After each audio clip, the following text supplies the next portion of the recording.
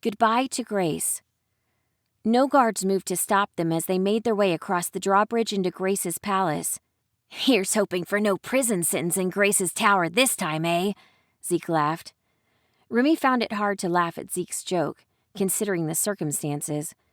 Nightingale seemed to be doing a little better either from the walk or just having a little more time to recover.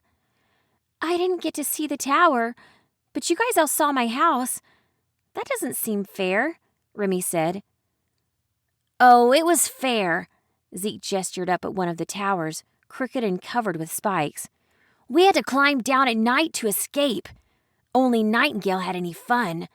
Yeah, a little color returned to her face. I remember that, she said dumbly, still a bit spaced out. The Duchess is waiting in her throne room, bellowed a guard as they reached the front doors. Fine, Zeke waved a dismissive hand. Take us there. She's the one we came to see anyway. My dad's place is next, assuming there's anything left of it.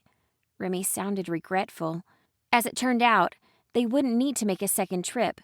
Malik was already there, bandaged and beaten but alive. There were half a dozen black-armored attendants, mixed fairly evenly into the city guard. Remy mused that they must be on high alert for Aisling's next attack. Remy! Malik hobbled over to her as she entered, wrapping her up in a tremendous hug.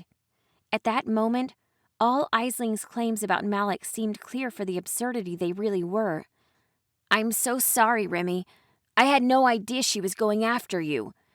After all the threat she'd made, Remy pulled away, resting a hand on his shoulder. Dad, relax. You did your best to protect me. It wasn't your fault. I wish I could believe that. He limped past her, facing her friends. Thank you all for what you've done. You've saved something far more precious to me than gold or secrets. He shook each of their hands in turn, though he hesitated a second with Nightingale.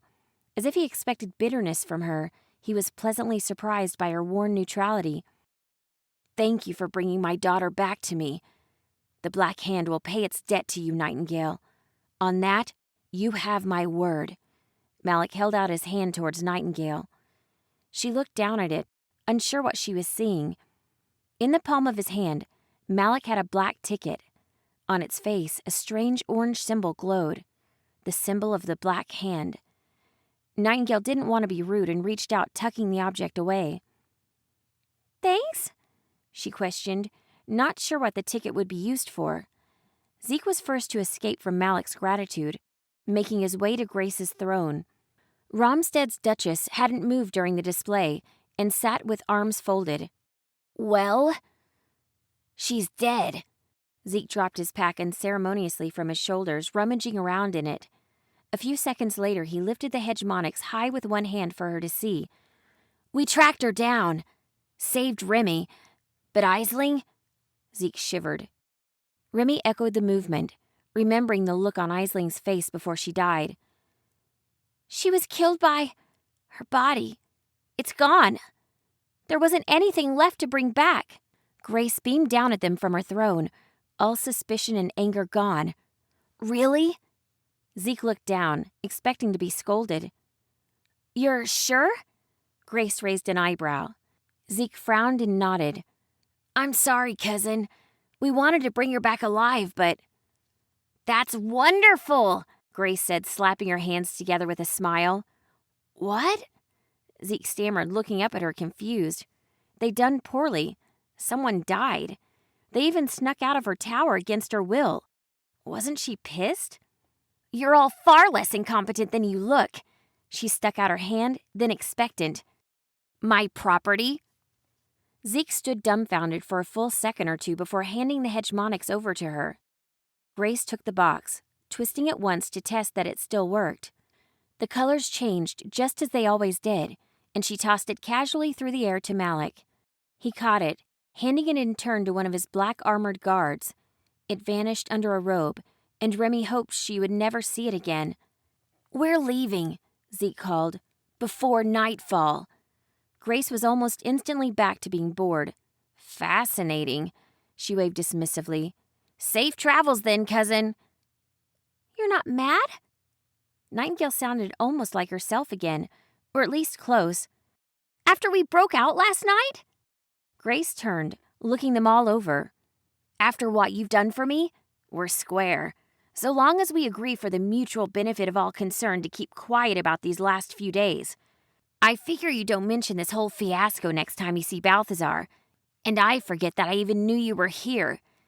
If backed into a corner by Balthazar or any other arson, I'll have to say you escaped my tower. Which is true, Grace said with a wave of her finger. Sound fair? Yeah. Zeke sounded more bitter than pleased. Sounds fair. Goodbye then, cousin. Grace waved from her throne as they walked away. Don't die out there.